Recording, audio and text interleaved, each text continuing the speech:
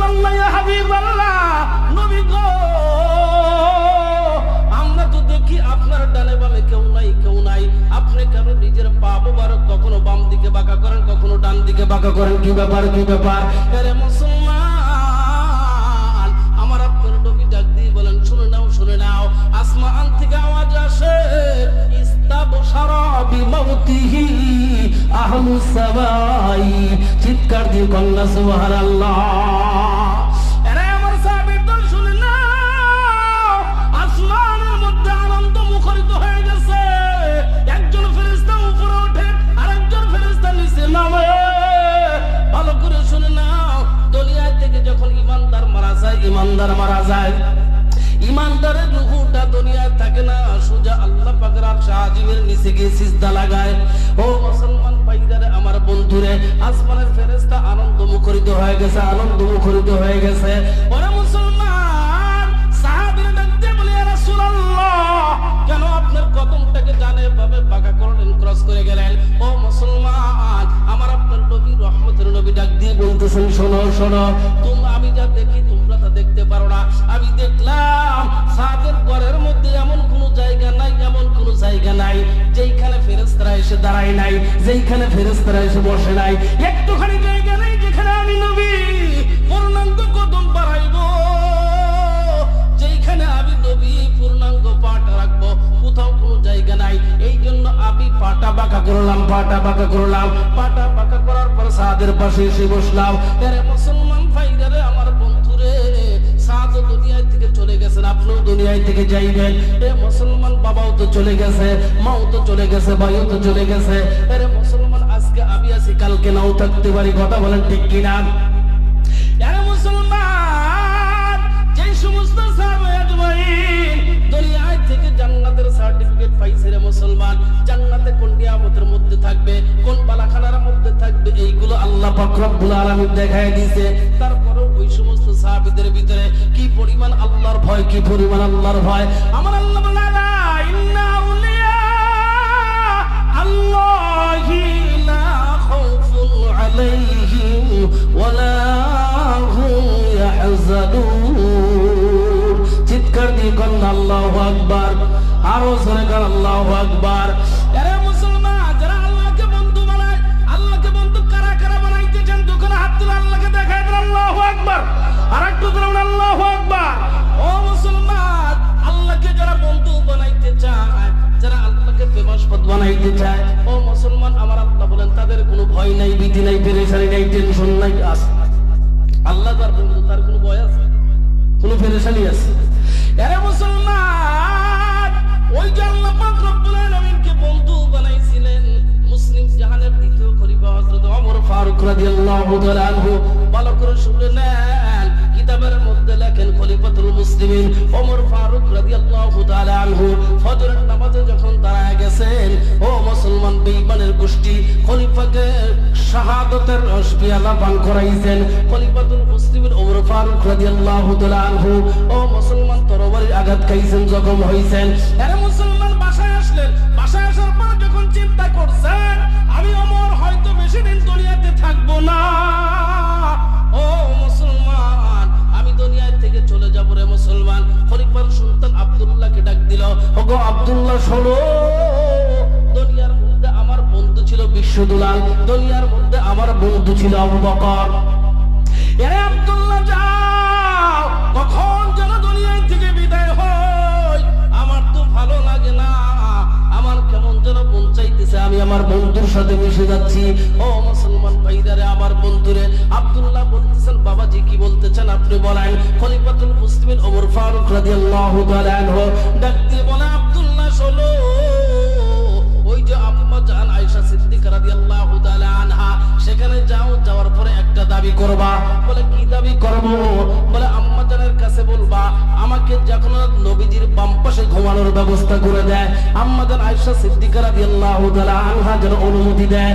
আরে মুসলমান, খলিফার সন্তান, কোন সন্তান দুনিয়া থেকে খলিফার আদেশ পাইয়া আম্মা জান আয়েশা সিদ্দিকা রাদিয়াল্লাহু তাআলা আনহার কাছে যায়। ভালো করে শুনে, সন্তানটা কেমন ছিল, রে মুসলমান? খলিফার সন্তান। কিতাবের মধ্যে লেখেন, ওমর ফারুক রাদিয়াল্লাহু তাআলা আনহু মদিনার ঘুরে ঘুরে দেখতেছেন, কেউ বা খলিফাকে চেনে, কেউ বা চেনে না। ও মুসলমান ভাইরা, আমার বন্ধুরা, খলিফা এ গলিতে যায়, সে গলিতে দৌড়ায়, একটুখানি দূরে দেখতেছেন উটের বাজার। খলিফা যখন সেই উটের বাজারের দিকে গেছেন, যাওয়ার পরে দেখতেছেন লম্বা বড় মোটা তাজা একটা উট নিয়ে দাঁড়িয়ে আছে একজন রাখাল। খলিফা চিন্তা করতেছেন, হায় হায়, আলহামদুলিল্লাহ, অবস্থা তো ভালো, আমার এলাকার মানুষগুলো মোটা উট লালন পালন করে, মোটা টাকা পাবে, ব্যবসায় লাভ হবে। এরা মুসলমান। খলিফা যাওয়ার পর ডাক দিয়ে বলতেছেন, এই উটের মালিক কে, কত দাম হইতেছে? রাখাল বলতেছেন, উটের মালিক তো আমি না, ওই যে দেখেন ওই পাশে দাঁড়ানো। ও মুসলমান, খলিফা নজর করে দেখতেছেন ওই পাশে দাঁড়ানোর যুবকটা তো আর কেউ না, আমারই সন্তান আব্দুল্লাহ। ও মুসলমান, কিতাবের মধ্যে লেখেন খলিফার সুন্দর চেহারাটা কেমন যেন লাল বর্ণ হয়ে গেছে। নিজের সন্তানকে ডাক দিয়ে বলে, আব্দুল্লাহ, কবে তুমি উট ক্রয় করলা, আর কোথায় তুমি উটটা লালন করলা, পালন করলা, এত সুন্দর বানাইছো? হে মুসলমান, আব্দুল্লাহ ডাক দিয়ে বলেন, বাবাজি, উটটা আমি অনেক আগেই ক্রয় করেছিলাম। বলে, কোথায় লালন করছে? বলে, আমি লালন করছি ওই জায়গায়, সরকারি ভূমিতে লালন করছি। এরে মুসলমান, খলিফাতুল মুসলিমিন ওমর ফারুক রাদিয়াল্লাহু তাআলা আনহু ডাক দিয়ে বলে, আব্দুল্লাহ, শোনো, সরকারি ভূমিতে তুমি পশু লালন করছো, এই পশুর মধ্যে থেকে যে টাকা লাভ আসবে, যে টাকা আয় হবে, এই টাকার মালিক কিন্তু তুমি না, তুমি না, এই টাকার মালিক হলো এদেশের জনগণ। সুতরাং পশুটা বিক্রি করার পর লভ্যাংশ টাকাটা সরকারি কোষাগারে দিয়ে দিবা। চিৎকার দিয়ে কান্না আল্লাহু আকবার। মুসলমান ভাইরা, আমার বন্ধুরা, শুনে নেন, খলিফা ওমর ফারুক রাদিয়াল্লাহু তাআলা আনহু নিজের সন্তানকে পাঠাইছেন আম্মা জান আয়েশা সিদ্দিকা রাদিয়াল্লাহু তাআলা আনহার কাছে। ডাক দিয়ে বলল, গো আম্মা জান, আমি ওমরের সন্তান আব্দুল্লাহ। বলে, কেন আসছো? বলে, এই জন্য আসলাম, খলিফাতুল মুসলিমিন ওমর ফারুক রাদিয়াল্লাহু তাআলা আনহু আমাকে আপনার কাছে পাঠাইছেন। বলে, কেন পাঠাইছেন? বলে, আমার পিতা ওমর ফারুক রাদিয়াল্লাহু তাআলা আনহু নবীজির পাশে ঘুমাইতে চান, আপনি যদি অনুমতি চান, অনুমতি দিতে পারেন, তাইলে আমার বাবাকে জানাবো। আরে মুসলমান, আম্মা জান আয়েশা সিদ্দিকা রাদিয়াল্লাহু তাআলা আনহা চোখের পানি ছেড়ে দিয়ে কান্না করে আর বলে, ওগো আব্দুল্লাহ, ওমর যেহেতু জায়গাটা চাইছে, আমার আর দেরি করার দরকার নাই, আমি তো না দিয়ে পারি না। ওমরকে গিয়ে বলো, আমি ওমরের চাওয়াটা পূর্ণ করেছি। চিৎকার দিয়ে কান্না মারহাবা। মুসলমান ভাইরা, আমার বন্ধুরা, আব্দুল্লাহ রাদিয়াল্লাহু তাআলা আনহু চলে গেছেন। বাবাকে ডাক দিয়ে বলেন, বাবাজি, আম্মা জান আয়েশা সিদ্দিকা রাদিয়াল্লাহু তাআলা আনহার কাছে গেলাম, অনুমতি চাইলাম, উনি তো অনুমতি দিয়েছে। এ মুসলমান, ভালো করে ফলো করবেন, খলিফাতুল মুসলিমিন ওমর ফারুক রাদিয়াল্লাহু তাআলা আনহু অনুমতি পাওয়ার পরেও ডাক দিয়ে বলতেছেন, শোনো আব্দুল্লাহ, শোনো, আমি যখন দুনিয়ায় থেকে চলে যাব, আমার লাশটা জানাজা কমপ্লিট করার পর আম্মা জান আয়েশা সিদ্দিকা রাদিয়াল্লাহু তাআলা আনহার দরজার সামনে গিয়ে রাখবা, তারপরে অনুমতি নিবা। যদি উনি অনুমতি দেন, নবীজির পাশে কবরস্থ করবা, নয়তো করবা না। মুসলমান, ওই সময় খলিফাতুল মুসলিমিন ওমর ফারুক রাদিয়াল্লাহু তাআলা আনহুর মুবারক মাথাটা ছিলেন নিজের সন্তানের কোলের মধ্যে। ও মুসলমান, খলিফা ডাক দিয়ে বলতেছেন, আরে আব্দুল্লাহ, আমার মাথাটা তোমার কোল থেকে নামায় দাও। ওরে মুসলমান, কোথায় নামাইবে? মাথাটা কোল থেকে নামায় দাও, কোথায় নামাইবে? জমিনের মধ্যে নামাইবে। ও মুসলমান, খলিফা ওমর ফারুক রাদিয়াল্লাহু তাআলা আনহুর চেহারা যখন জমিনের মধ্যে রাখা হলো, রে মুসলমান, কিতাবের মধ্যে লেখেন, খলিফা বলতেছেন, ওয়াইলুল লাকা ইয়া উমর ইল্লাম ইয়াগফিরু লাকা রাব্বুকা। চিৎকার দিয়ে কান্না আল্লাহু আকবার। খলিফা ডাক দিয়ে বলতেছেন, এরা ওমর, শোনো, আমার মালিক, আমার পরওয়ারদিগার আল্লাহ যদি আমাকে মাফ না করে দেয়, যদি ক্ষমা না করে দেয়, আমার ধ্বংস অনিবার্য। কে বলতেছেন? ওমর রাদিয়াল্লাহু তাআলা আনহু বলতেছেন, ওয়াইলুল লাকা ইয়া উমর ইল্লাম লাকা রাব্বুকা। যদি আসমানের মালিক আল্লাহ তাআলা যদি আমাকে ক্ষমা না করে দেয়, আমাকে মাফ না করে দেয়, আমার ধ্বংস অনিবার্য। আরে মুসলমান ভালো করে শুনে নেন, কোন ওমর এই কথা বলতেছেন? এক নয় দুই নয় একাধিকবার বলেছেন, ওয়াইলুল লাকা ইয়া উমর ইল্লাম ইয়াগফির লাকা রাব্বুকা।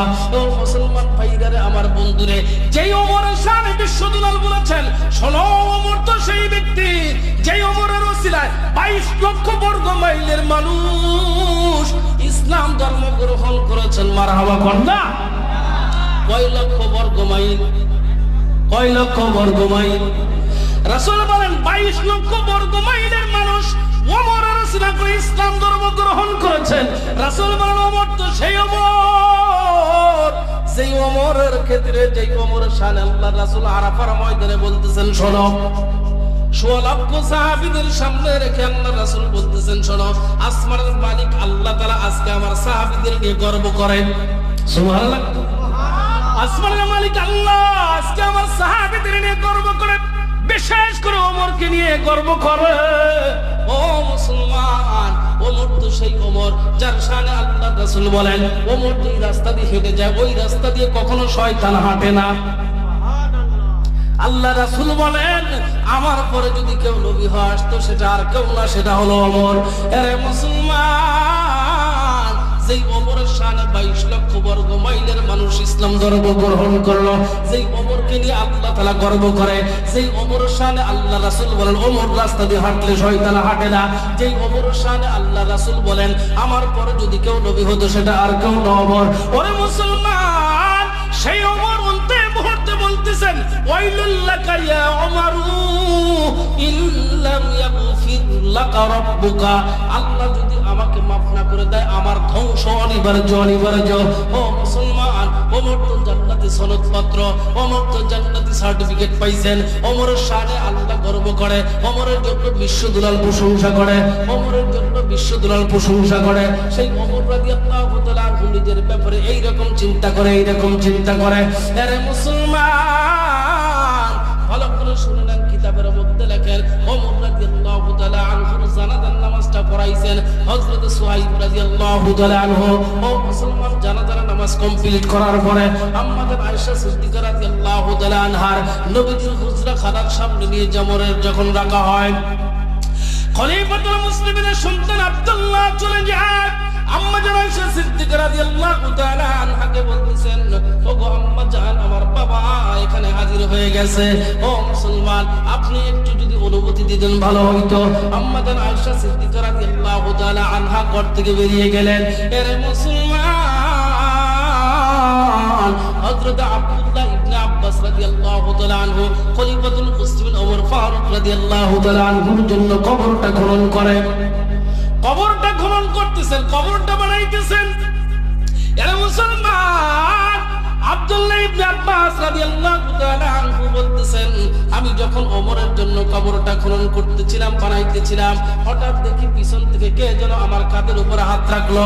ও মুসলমান, আব্দুল্লাহ ইবনে আব্বাস রাদিয়াল্লাহু তাআলা আনহু বলতেছেন, পিছনে তাকিয়ে দেখি সে তো আর কেউ না, আর কেউ না, নবীজির জামাতা হযরত আলী রাদিয়াল্লাহু তাআলা আনহু।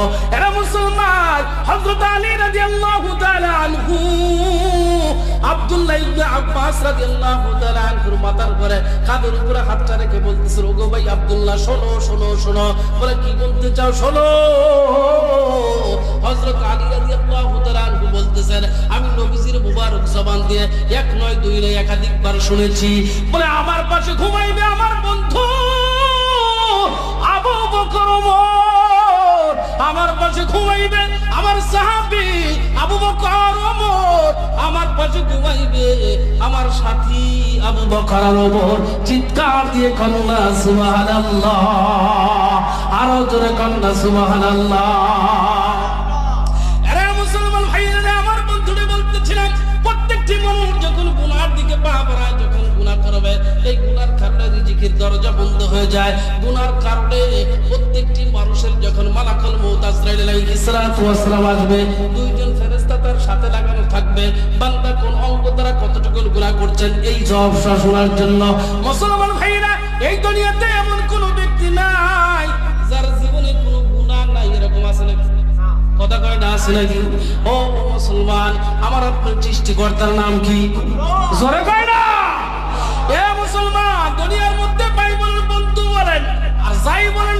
সবার চাইতে বেশি ভালোবাসে আমার আব্বা মা, ঠিক না?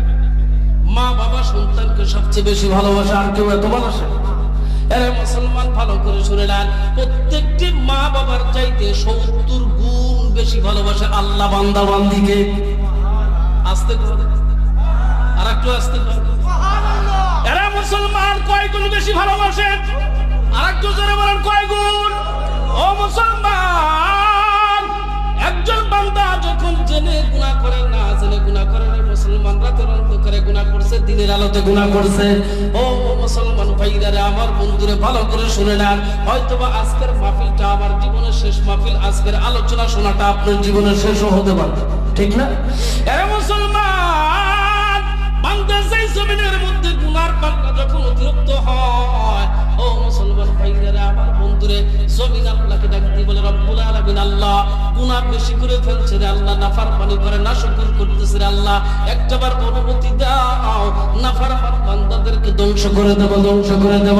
এরা মুসলমান সমুদ্র ডাক দিয়ে বলে, মালিক একটাবার অনুমতি দাও, যারা তোমার খায়, তোমার ঘরে তোমার নাশকরিয়া করে রে মুসলমান। আমার আল্লাহ বলেন, ইন্নাল ইনসানা লিরাব্বিহি লাকানুদ ওয়া ইন্নাহু আলা যালিকা লাশাহীদ।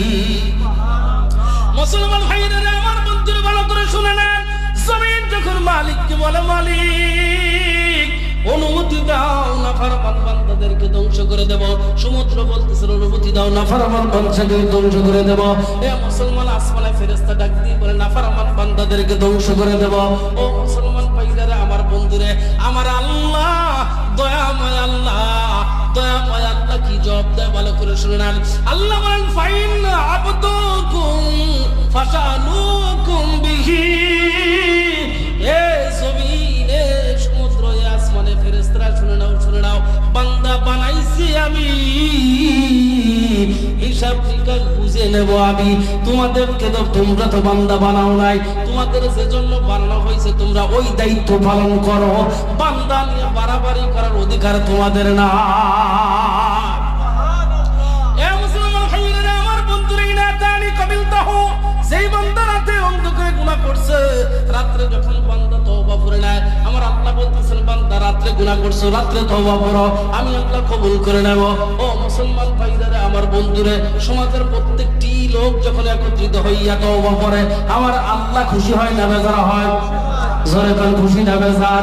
এ মুসলমান, সব লোক যদি তওবা না করে, আল্লাহ যদি অবাধ্য হয়, আল্লাহ লস না লাভ? কথা কয় না, আল্লাহ লস না লাভ? আমরা কেউ আল্লাহর গোলামি করলাম না, আল্লাহর লস আছে নাকি? হ্যাঁ, লস আছে। সবাই নামাজ পড়লাম, আল্লাহর কোনো লাভ আছে নাকি? এ মুসলমান, আল্লাহর কোনো লাভ লাস কিছুই নাই। তবে ভালো করে শুনে নেন, হযরত মুসা আলাইহিস সালাতু ওয়াস সালাম আল্লাহকে ডাক দিয়ে বলতেছেন, রব্বুল আলামিন, নামাজ পড়ছি, রোজা করছি, হজ করছি, যাকাত দিছি, সব করছি, সবকিছু তোমার জন্য। কার জন্য? সব কিছু তোমার জন্য করছি। আল্লাহ কয়, এটাও আমার হয় নাই। কি কয়? ওই একটাও আমার হয় নাই। এইবার মুসা আলাইহিস সালাম প্রশ্ন করতেছে, আল্লাহ তাহলে তোমারটা কি? আমার আল্লাহ জবাব দেয়, মুসা শোনো, আমারটা তো হলো ওইটা, যদি তুমি একান্ত আমার জন্য করতে পারো, মানে হাব্বালিল্লাহি ওয়া আবগাদালিল্লাহি ওয়া আতালিল্লাহি ওয়া মানে আলিল্লাহি ফাকাদ ইস্তাকবালাল ঈমান। সুবহানাল্লাহ। ভালো করে শুনে দেন। একদল হরিণ আদম আলাইহিস সালাতু ওয়াস সালামের সামনে গেছে। কোন নবীর সামনে? আদম আলাইহিস সালাতু ওয়াস সালামের সামনে একদল হরিণ গেছে। যাওয়ার পরে সালাম দিছে। আদম আলাইহিস সালাতু ওয়াস সালাম খুশি হইয়া নিজের মুবারক হাতটা হরিণের পিঠের উপর বুলায়া দিছে। নবী তো আদম আলাইহিস সালাতু ওয়াস সালাম সর্বপ্রথম যিনি দুনিয়াতে আসলেন, তো যখন মুবারক হাতটা হরিণের পিঠের উপরে বুলায়া দিছে, হরিণ তো গেছে আল্লাহ নবীর সাথে সাক্ষাতের জন্য। নবীদের সাথে সাক্ষাৎ করলে আল্লাহ খুশি হয় না বেজার হয়? কথা কয় না, খুশি হয় না বেজার হয়? ওরা একান্ত গেছে আল্লাহর নবী, এই জন্য বিনা স্বার্থে আল্লাহকে খুশি করার জন্য হরিণের দল গেছে। আদম আলাইহিস সালাতু ওয়াস সালাম যখন হাতটা বুলায়া দিছে, হরিণের নাভিতে মেঘনাভি তৈরি হয়ে গেছে। সুবহানাল্লাহ। এখন হরিণ যখন এই পরিস্থিতি, এই অবস্থা যখন তৈরি হয়েছে, বন জঙ্গলে চলে গেছে। যাওয়ার পর সাথীবর্গ জিগায়, গিরে তোদের ওখানে বারবার লাগতেছে ঘটনা। কয় আগে তো তো ছিল না, ওই যে অমুক জায়গায় আল্লাহর নবী আদম আলাইহিস সালাম আসছে, সেখানে গেছি, সালাম দিছি, উনি আমাদের পিঠের উপরে হাত বুলায় দিছে, ওই থেকেই আমাদের নাবিতে মেঘনাবি তৈরি হয়ে গেছে। মেঘনাবির দাম কম না বেশি? এই ফিজিক্সে কম না বেশি? ফিজিক্সে বেশি, মাশাআল্লাহ। এখন এই দল হরিণ চলে গেছে, দৌড়াইছে শুধুমাত্র ওই যে কস্তুরী মেঘনাবি পাওয়ার জন্য। কথা বুঝেন? মেঘনাবি পাওয়ার জন্য গেছে, যাওয়ার পরে সালাম দিছে, আদম আলাইহিস সালাম নিজের মুবারক হাতটা পিঠের উপরে বুলায় দিছে, কিন্তু নিচে আর বার হয় না। কথা বুঝছেন? চলে আইছে মনের মধ্যে, জঙ্গলে আসার পর কয় কি রে, এই ঘটনা কি? তোদের নাবি বারবার লাগে, আমাদের বার নাই কেন? কয় তুমি তো গেছাও একমাত্র ওই যে কস্তুরী মেঘনাবি পাওয়ার জন্য, আর আমরা তো মেঘনাবি পাওয়ার জন্য যাইনি, একমাত্র আল্লাহকে খুশির নিয়েতে গেছি। সুবহানাল্লাহ। এ আরেকটু জোরে কর না সুবহানাল্লাহ। আল্লাহর জন্য যা কিছু করা হয় আল্লাহ বরকত দেয় না বেবরকত দেয়? এ আল্লাহ খুশি হয় না বেদর হয়? হ্যাঁ, খুশি হয়। মুসলমান ভাইরা ভালো করে শুনলেন, ওই যে ওমর রাদিয়াল্লাহু তাআলা আনহু মৃত্যুর জন্য এত চিন্তা করেছেন, কবরের জন্য এত চিন্তা করেছেন, আবু বকর চিন্তা করেছেন, হযরত আলী উসমান চিন্তা করেছেন। ও মুসলমান ভাইরা আমার বন্ধুরে, গুনাহ করছেন রাতের অন্ধকারে, আল্লাহ বলেন ইন আতানি কাবিলতাহু, এ বান্দা রাতে গুনাহ করছো, তওবা করে নাও, আমি আল্লাহ তোমার গুনাহ maaf করে দেব। সুবহানাল্লাহ বলেন। ও মুসলমান ভাইরা ভালো করে শুনলেন, আমার আপনার নবী বিশ্বদুরান মুহাম্মদ রাসূলুল্লাহ সাল্লাল্লাহু আলাইহি ওয়াসাল্লাম সাহাবীদেরকে ডাক দিয়ে বলতেছিল, আমার সাহাবীরা শুনে নাও, পশ্চিম দিগন্তে আসমানের মধ্যে একটা দরজা আছে। সাহাবীরা ডাক দিয়ে বলেন, ইয়া রাসূলুল্লাহ, ইয়া হাবিবাল্লাহ, সেই দরজাটার নাম কি? বিশ্বদুরান ফরমান, ওই দরজাটার নাম হলো তওবা। আত-তাইয়িবু মিনাজ যামবি কামাল্লা যামবালাহু। এ মুসলমান ভাইরা আমার বন্ধুরে, আমার আল্লাহ বলেন ইন্নাল্লাহা ইউহিব্বুত তাওয়াবিনা ওয়া ইউহিব্বুল মুতাতাহহিরিন। আল্লাহর কাছে দুইটা জিনিস প্রিয়। কয়টা জিনিস? জোরে বলেন কয়টা? এক নম্বর হলো বান্দার তওবা, দুই নম্বর হলো বান্দার পবিত্রতা। এরা মুসলমান, গুনাহ করেছো, গুনার একটা লিমিট আছে, সীমারেখা আছে। ও মুসলমান, আল্লাহর রহমতের কোনো সীমা নাই, সীমা নাই। এ মুসলমান, আমরা তো বান্দা, আমরা তো গুনাহগার, আল্লাহ গাফফার। ও মুসলমান, আমরা তো পাপাচার, আল্লাহ সাত্তার। জোরে কোন ঠিক কিনা? এরা মুসলমান, আমরা তো নাফরমান, আমার আপনার মালিক রহমান। চিৎকার দি কন্যা মারহাবা। মুসলমান ভাইদের আমার বন্ধুরা ভালো করে শুনে নেন, আত-তাইয়িবু মিনাজ যামবি কামাল্লা যামবালাহু, ইন্নাল্লাহা ইউহিব্বুত তাওয়াবিনা ওয়া ইউহিব্বুল মুতাতাহহিরিন।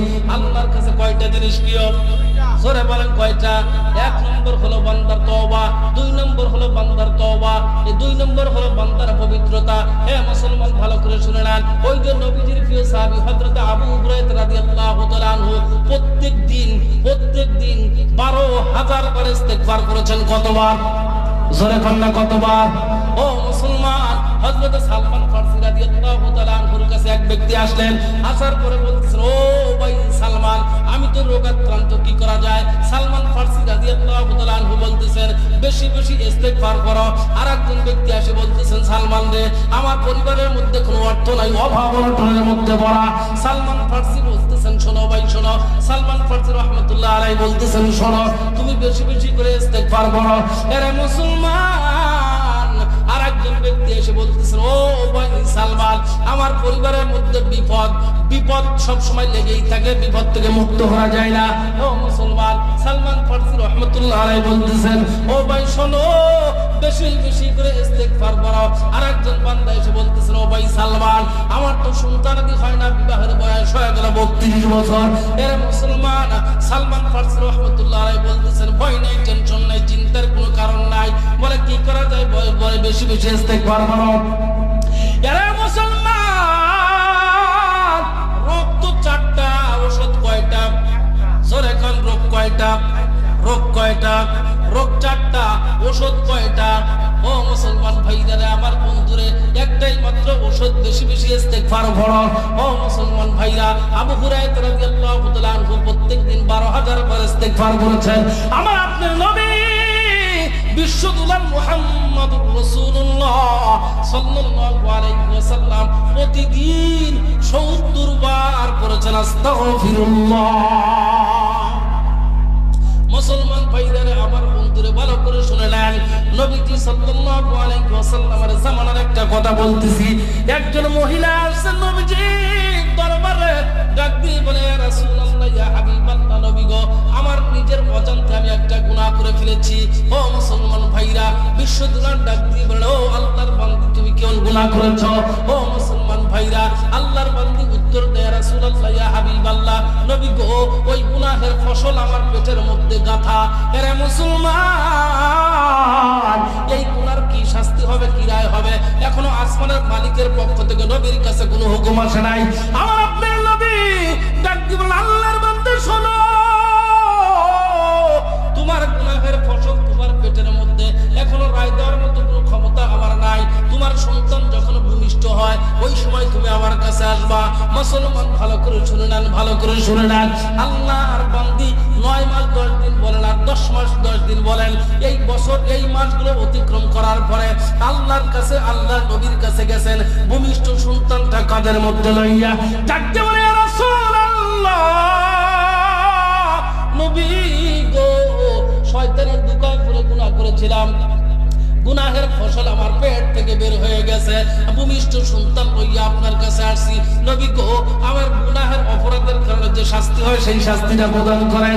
হে মুসলমান ভাইরা, আমার আপনার নবী ডাক দিয়ে বলতেছে, না না না, এখনো সময় হয় নাই, এখনো সময় হয় নাই। অপরাধ করছো তুমি, তোমার সন্তান তো অপরাধ করে নাই। এরা মুসলমান, একজন ভূমিষ্ঠ সন্তান কখনো অপরাধ করে না। এরা মুসলমান, একজন শিশু সন্তান কখনো অপরাধ করে না। এরা মুসলমান, শোনো, তুমি যেই পরিমাণ গুনাহ করো, তোমার মহল্লার মধ্যে যেই পরিমাণ গুনাহ হয়, আল্লাহ পাক রব্বুল আলামিনের পক্ষ থেকে রিজিকটা বন্ধ হওয়ার কথা ছিল, কিন্তু বিশ্বদুলাল ফরমান, না না, রিজিক তো বন্ধ হয় না। বলে, রিজিকটা কেন বন্ধ হয় না? বলে, তোমার বাড়িতে ছোট্ট একটা শিশু আছে, এই জন্য তোমার রিজিক বন্ধ হয় না।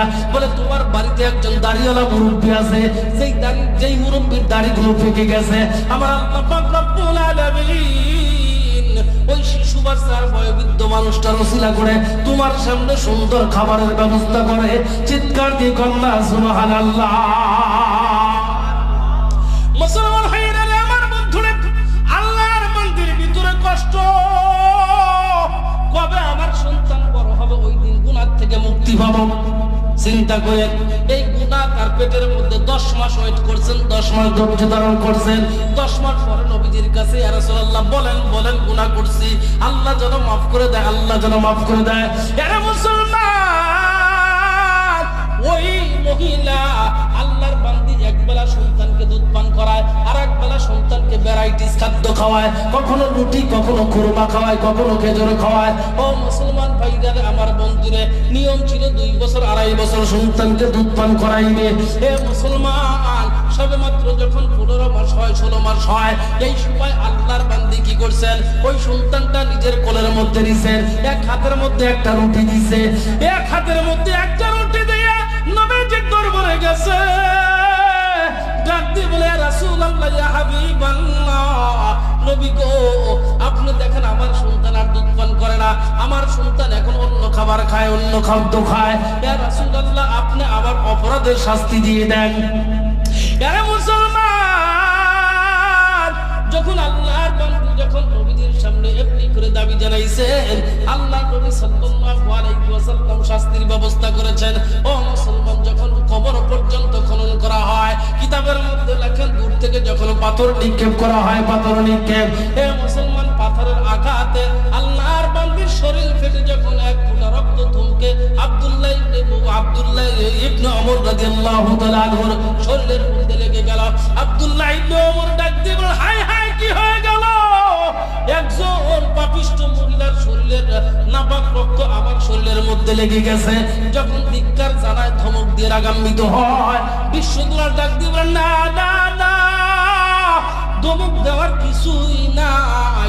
আল্লাহর বান্দির এই তওবাটা আল্লাহ যেই পরিমাণ পছন্দ করেছেন, যেই পরিমাণ ভালোবেসে ফেলেছেন, যদি এই পছন্দটা মদিনার প্রত্যেকটি নাগরিকের উপরে বন্টন করা হয়, আল্লাহ পাক রব্বুল আলামিন সবার গুনাহ মাফ করে দিবে।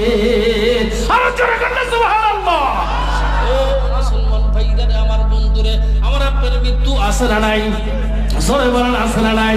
ও মুসলমান, কারা কারা চান আমার মৃত্যুটা সহজ হোক, মৃত্যুর পরে আল্লাহ তাআলা জান্নাতের ফয়সালা করুন। চিৎকার দিয়ে হাতটা উঠে আল্লাহকে দেখায় দেন, নারায়ে তাকবীর, নারায়ে তাকবীর।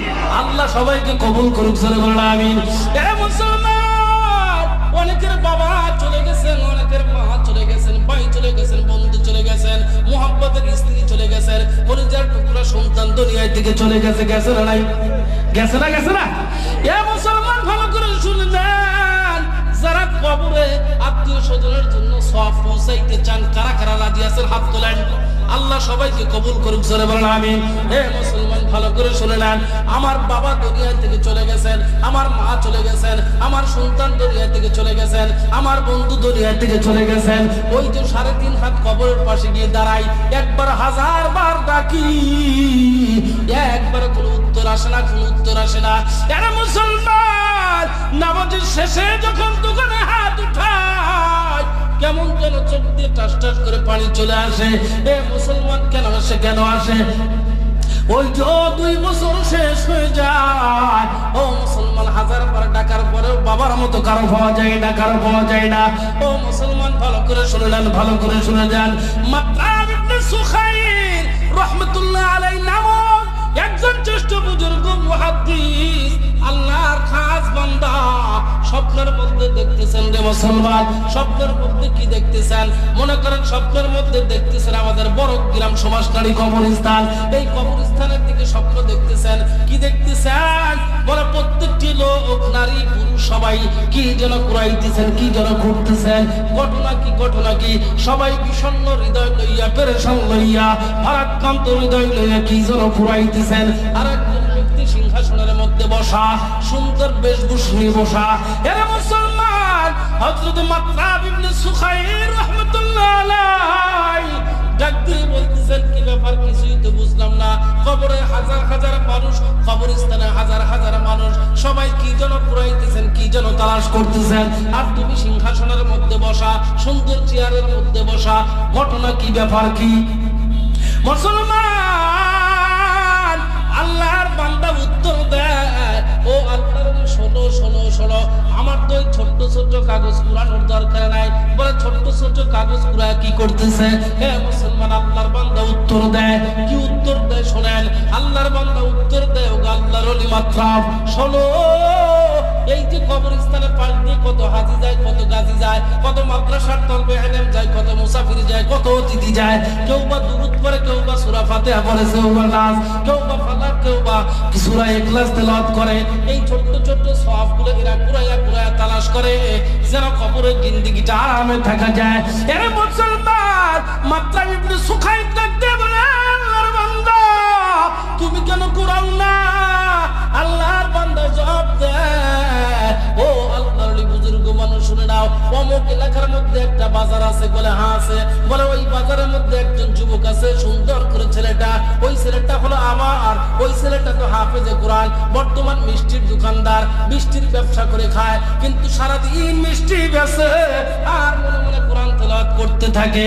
আর রহমান আল্লামাল কোরআন খলাকাল ইনসান আল্লামাহুল বায়ান। চিৎকার দিয়ে কন্যা আল্লাহু আকবার। মুসলমান ভাইরা বলে, ওই বাজারের মধ্যে একজন যুবক মিষ্টির ব্যবসা করে, মনে মনে কোরআন তেলাওয়াত করে। তোমার লাভটা কি হয়? হে মুসলমান, ওই বয়োবৃদ্ধ মানুষটা চেয়ারের মধ্যে বসে আল্লাহর ওলির প্রশ্নের জবাব দেয়, ওগো আল্লাহর ওলি, শোনো, আমার সন্তান প্রতিদিন কোরআন তেলাওয়াত করে। ওইখান থেকে কোরআন তেলাওয়াত করার কারণে আমার আর ছোট্ট সওয়াব, ছোট্ট আমল কুড়াইতে হয় না। আমার সন্তান তেলাওয়াত করার কারণে আমি রাজার হালে সিংহাসনের মধ্যে বসা।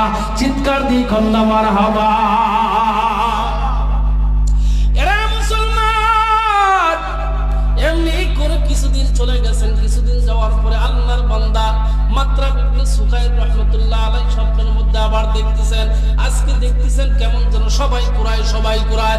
ও মুসলমান, গত স্বপ্নের মধ্যে যেই মানুষটা চেয়ারের মধ্যে বসা ছিল, এখন তো ওই মানুষটা চেয়ারের মধ্যে নাই।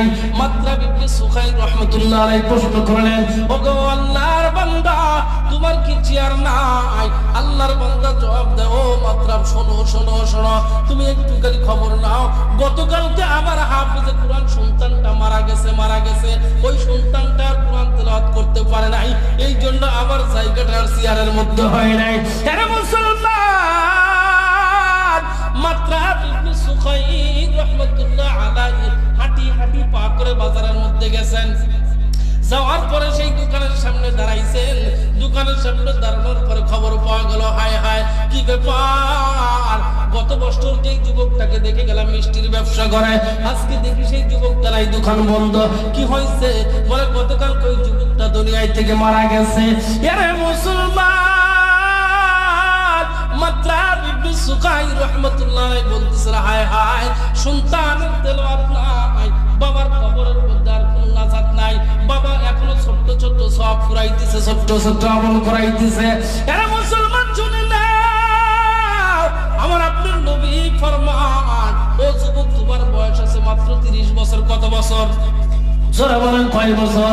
তোমার বয়স আছে 30 বছর। তুমি যদি মাতা পিতার অবাধ্য হও, মাতা পিতা যদি তোমার প্রতি অসন্তুষ্ট হয়, তোমার বয়স আর 30 বছর থাকবে না, মাত্র 3 দিন হয়ে যাবে। কয় দিন? তোমার বয়স আর 30 বছর থাকবে না, 3 দিন হয়ে যাবে। আরে মুসলমান, নবীজি ফরমান, তোমার বয়স আছে 3 দিন, বাবা তোমার জন্য দোয়া করে, মা তোমার জন্য দোয়া করছে, তোমার বয়স আর 3 দিন নাই, 3 দিন নাই, তোমার বয়স হয়ে যাইবে 30 বছর। চিৎকার দিয়ে কন্যা আমার হাওয়া। ও মুসলমান ভাইরা, আমার বন্ধুরে, মা যার নাই সেই তো বোঝে মায়ের ব্যথা, বাবা যার নাই সেই তো বোঝে বাবার ব্যথা। ও মুসলমান, বিশ্ব দুলাল ফরমান, যার বাবা দুনিয়াতে নাই, ওই মানুষটার কথা বলো, বড় সাবধানতা নিয়ে কথা বলো, কদম বাড়াও, বড় সাবধানতা নিয়ে কদম বাড়াও। বলে কেন? বাবা তোমার জন্য দোয়া করছে আল্লাহর দরবারে, আল্লাহ আমার সন্তানটাকে তুমি হিফাজত করো। মা তোমার জন্য দোয়া করেছিল, আল্লাহ আমার সন্তানটাকে হিফাজত করো। এরা মুসলমান, মা বাবার দোয়া 100% কবুল হয়, কোনো সন্দেহ আছে নাকি? কোনো সন্দেহ নাই। দুনিয়ার মধ্যে আর কারো দোয়া এইরকম কবুল হয় না। ও মুসলমান, ভালো করে শুনে নেন। কিন্তু বর্তমান জামানার যুবক সমাজ মা বাবার কথা অনুযায়ী জিন্দেগি যাপন করে না, কেমন যেন অবাধ্য হয়ে যায়। মুসলমান, ভালো একটা কথা শুনে নেন। আল্লামা জুলফিকার আহমদ বখশবন্দি রাহমাতুল্লাহ আলাইহি তার খুতুবাতুন নাম জুলফিকার নামক কিতাবের মধ্যে লেখেন, এ মুসলমান কি লিখতেছেন, একজন বিধবা মা তিল করে পরের বাড়িতে ঝিয়ের কাজ করে বেড়ায়। ও মুসলমান, বড় সাধনা করে সন্তানটাকে মানুষ বানাইছে। এই সন্তানটা যখন প্রতিষ্ঠিত হয়, ওই সন্তানটা নিজের ভালোবাসার মেয়েটাকে বিয়ে করছে, লাভ ম্যারেজ করে ফেলছে। হে মুসলমান, কোর্ট ম্যারেজ করছে। এইবার সরকারের পক্ষ থেকে বিদেশে ব্যবস্থা করে দিয়েছে, বিদেশে অনেক দিন চলে গেছে। প্রতিষ্ঠিত সন্তানের মা বাবার খোঁজ নাই না, মায়ের খোঁজটা নাই না, মাটা কোথায় আছে, কেমন আছে, কোনো খোঁজ নাই, কোনো খোঁজ নাই। এরা মুসলমান, আমার আপনার সুস্থতা দেওয়ার মালিক কে? জোরে বলেন কে? অসুস্থতা দেওয়ার মালিক কে? সব কিছুর মালিক কে? জোরে বলেন কে? ও মুসলমান ভাইরা, আমার বন্ধুরে, আল্লাহ পাক রব্বুল আলামিন ওই প্রতিষ্ঠিত যুবকের দেহের মধ্যে পছনি লাগায় দিছে, রোগ ব্যাধি ঢুকায় দিছে। ও মুসলমান, প্রত্যেকটি নারী কিন্তু, প্রত্যেকটি ব্যক্তি কিন্তু সফলতার পিছনে দৌড়ায়, ব্যর্থতার পিছনে কেউ দৌড়ায় না, ঠিক কিনা বলেন? এরা মুসলমান, শ্বশুর বাড়িতে যাইবেন, আপনার 2টা হাত যদি বাড়ি থাকে, শাশুড়ি আদর করবে, শ্বশুর আদর করবে, শালকও আদর করবে, আর একজন আদর করবে। আর হাত যদি পাতলা থাকে, কেউ আদর করে না, কথা হয় না। এরা মুসলমান, ওই যুবকটা যখন অসুস্থ হয়ে গেছে, শরীর দিয়ে দুর্গন্ধ, আদরের স্ত্রী কয়, না না, তোমার কাছে থাকতে করোনা ভাইরাসে আক্রান্ত হয়ে যাব, আমি আর তোমার সাথে সংসার করতে চাই না। স্ত্রী কাট আপ করে দিছে, ডাইভোর্স দিয়ে দিছে। রে মুসলমান, ডিভোর্স হয়ে গেছে। এইপরে এই যুবকটা এইবার একা একা কাতরাই দিছে। বিদেশি সরকার কয় রাখা যাবে না, এর কারণে সমাজের মধ্যে অশান্তি হবে, রাষ্ট্রের মধ্যে ভাইরাসে প্রচার হয়ে যাবে। ও মুসলমান, এইবার যুবকটা আসছে, আসার পরে নিজের মহল্লার চা স্টলে দাঁড়াইছে। দাঁড়ানোর পরে জিগায়, অমুক জায়গা অমুক একজন মানুষের বাড়ি ছিল, সেই মানুষটা কি জিন্দা আছে নাকি? শাস্ত্র মালিক কয়, হায় হায়, বড় আফসোসের কথা, সেই মা তেল করে খাইয়া না খাইয়া পরের বাড়ি থেকে 10 টাকা 20 টাকা কইরা সন্তানটা প্রতিষ্ঠিত বানাইলো। ওই সন্তানটা একজন নারীকে বিবাহ করার পর ওই যে বিদেশে চলে গেছে, আর কোনো মায়ের খোঁজ নাই, মায়ের খোঁজ নাই। ওই পুরা কপাল, ওই যুবক আর কোনো মায়ের খোঁজ নাই না, মায়ের খোঁজ নাই না। হে মুসলমান যুবক লাগ দিয়ে বলতেছে, হ্যাঁ ভাই বুঝলাম সন্তানটা বড় বেয়াদব, কিন্তু ওই মাটা এখন আছে কোথায়? বলে ওই যে দেখো বাগানের মধ্যে ছোট্ট একটা কুঠির নিয়ে বসা। এরা মুসলমান, ওই যুবক চলে গেছেন ওই কুঠিরের মধ্যে। যাওয়ার পরে মুসলমান দরজার সামনে যখন দাঁড়াইছে, মা হাঁটতে পারে না, উঠতে পারে না, খাইতে পারে না রে মুসলমান। ছোট্ট একটা চাদরের নিচে মা শোয়া। মা শুয়ে বলতেছে, ও মালিক আল্লাহ, আমার সন্তানটা যেই জায়গায় থাকুক যেন ভালো থাকে। আল্লাহ ওর সুস্থতা দান করো, আল্লাহ ওর রিজিকের দরজা খুলে দাও, আল্লাহ ওর সন্তান সন্তানাদিতে বরকত দান করো। এরা মুসলমান, ওই সন্তানটা মায়ের মুখের সাথে নিজের কানটা লাগায় দিয়া এমনি করে যখন কথাগুলো শুনতেছেন, মুসলমান কথাগুলো শুনে ওই সন্তান চোখের পানি ছেড়ে দিছে। ডাক দিয়ে বলে, মা ও মা, আমি অমুক তোমার সন্তান তোমার সামনে হাজির হয়ে গেছি। হে মুসলমান, মা ডাক দিয়ে বলতেছে, ও বেটা আসছে আসছে আসছে। বলে, হ্যাঁ এ মা সারা জীবন তোমার সাথে ভুল করো না, অপরাধ করছি, মা ক্ষমা করো। মা ডাক দিয়ে বলে, বেটা না না, মাপ চাওয়ার তো কিছু নাই, কিছু নাই। আমি মা তোমার সকল অপরাধ গুলো মাফ করে দিলাম। চিৎকার দিয়ে কন্যা সুবহানাল্লাহ। হে মুসলমান ভাইরা, মাতা পিতার কবরের জিন্দেগিটা আরামে কাটুক, ভালো কাটুক, কে কে চান? আল্লাহ সবাইকে কবুল করুক, আমিন।